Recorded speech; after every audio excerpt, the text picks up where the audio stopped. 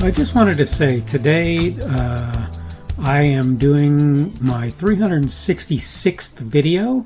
That doesn't mean that I've been at this a year. I've actually been at it longer than a year. But still, I mean, you know, basically that's a year's worth of videos. If I do a video every day, this is my 366th. Before too long, I'll have probably more than 365 over 10 minutes. But the point is, I've been doing this for a while now. I started it last year at around this time, and I'm quite enjoying my time doing my videos. But I wanted to talk today about an idea, and the idea is summed up in the expression, "That's still government." And that's what I'm going to talk about on today's Daily Summation from Kurt's Religion and Politics. I'm your host, I'm Kurt, and today is Sunday the 19th of September of 2021. That means that tomorrow will be Monday the 20th. We'll get back to our work week of September of 2021. Welcome to everyone who's here on Rumble, on the podcast, and on YouTube. Thank you for coming along today. Remember, Rumble is my preferred platform. And again, the subject for today is going to be "That's Still Government." And I'm going to very quickly go through my notes to give you some idea basically what I'm talking about. I'll be the very first to acknowledge there are businesses out there doing things they shouldn't. It would be surprising, if not downright amazing, to hear that was not the case. And many of them are doing what they're doing as a result of their own motivations and volition. That said, one of the few places I consider it to be reasonable for government to meddle in the affairs of business is when companies do things that break laws or curtail personal rights. All of this considered, though, when business acts in the behest of government, the first bad actor is government. That doesn't magically absolve non-government entities of responsibility for their heinous actions. It does mean we cannot ignore the working and action of government in that interaction.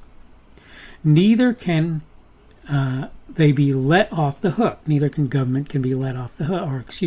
Actually what I said was neither can be let off the hook, but government certainly can't. It must be understood, though, there should be jail cells kept waiting for government folks who leverage their power to coerce or even strong-arm convince those business folks to do things in which the government should never have any hand.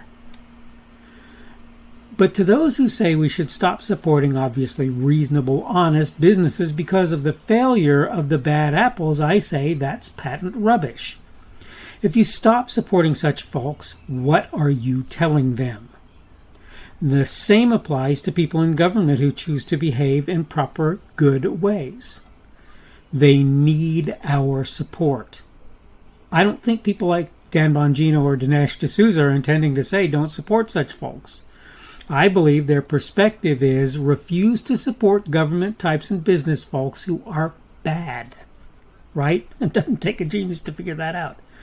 I'm sure they'd also rightly say stop supporting crony capitalism.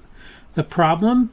I think many sadly forget to distinguish between the good and the bad, and I think sometimes Mr. Bongino and Mr. D'Souza are among them. I don't think they intend that. I don't think that's what they're trying to do.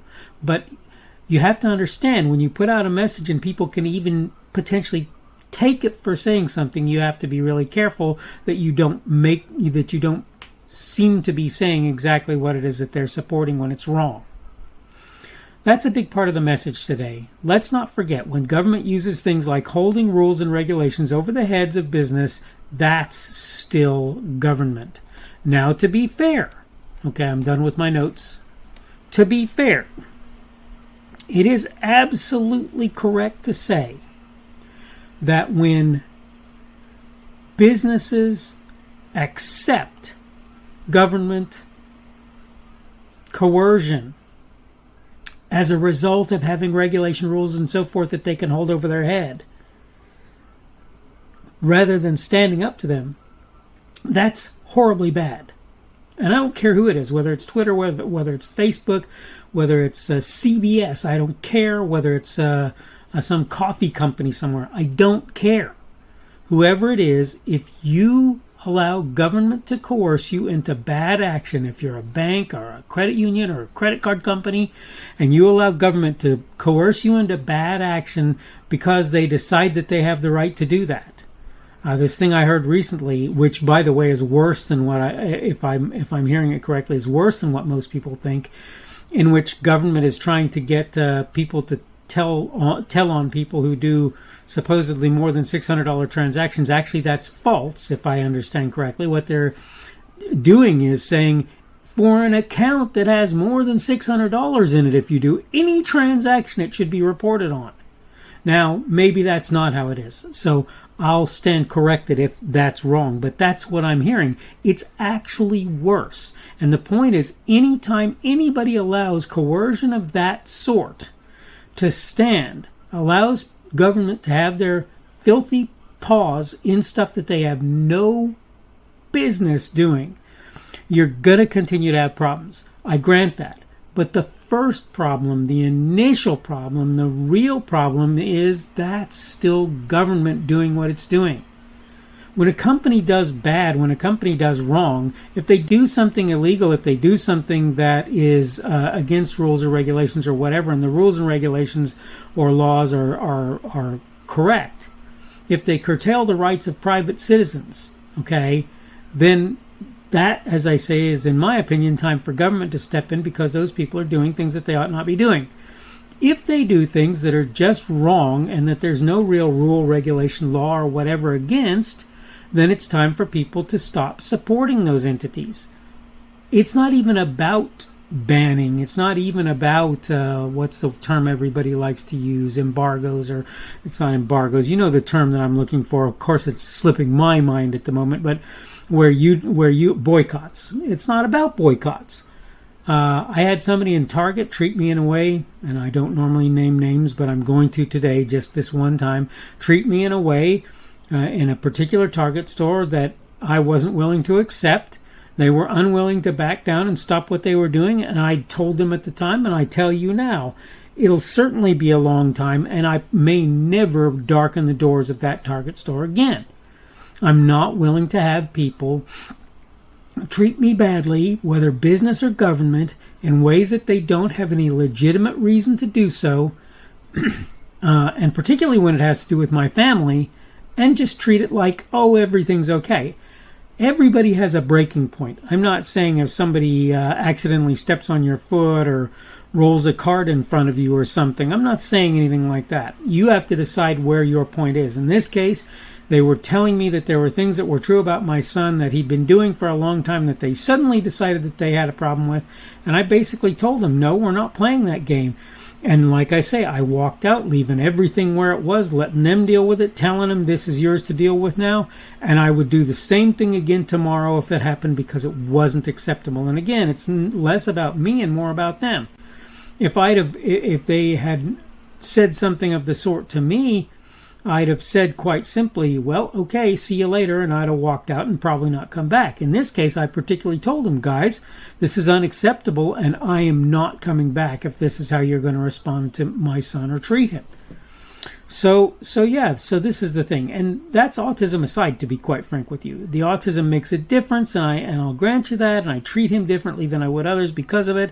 But the point is, when businesses react badly, I'm not telling you don't respond to them, but I am telling you look behind the curtain and see whether or not what's actually going on is, quote, that's still government, right? Government is doing something. I don't know how much of what's happening with, say, for example, Twitter or Facebook is at least partially based on the fact that government is telling them they're going to do things or they're going to lose their Section 230 immunity or whatever. I'll just tell you right now, I don't believe Section 230 is a reasonable thing. Maybe there are parts of it that are. I can't speak to the whole thing. But the pieces that try to immunize people when those people are actually taking actions that make them opinion people, not content providers, right? Editorialists, not content providers. Well, I'm sorry, but that's a problem.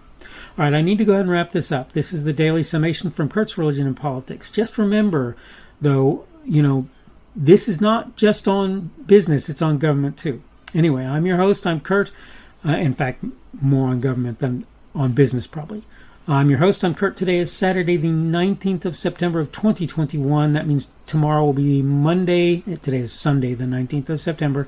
Tomorrow will be Monday, the 20th of September of 2021. Excuse me, I'm a little bit scatterbrained apparently today. Thank you for everyone who's been here on Rumble, on the podcast, and on YouTube. Remember, Rumble is my preferred platform. If you want to give me a positive Rumble, that would be a plus, or the boxing glove on Rumble, you can do that. If you want to give me a negative one, you can as well. You can also give me a thumbs up or a like or a thumbs down or dislike on YouTube if you want to do that. Remember that you can comment on any platform and I will do my best to read it and probably, take it to heart and try to respond to it unless I find that there's some problem in what I believe you're saying. Subject for today has been That's Still Government, and tomorrow's subject is going to be Timid Isn't Decent. Timidity and decency are not equivalent. That's what we're getting at here. Hope you're having a good day today, this beginning of the Christian week. Tomorrow will be that beginning of the work week for most folks. I know there are a lot of folks who work on the weekend. Thank you for that if you're doing that. Hope everything is going well for you, and hopefully we will see you again on Monday's edition of the Daily Summation from Kurt's Religion and Politics. The speaker on this edition of the Daily Summation is Kurt Schubert. This video was recorded on Sunday, the 19th of September of 2021. The Daily Summation is created for Kurt's Religion and Politics.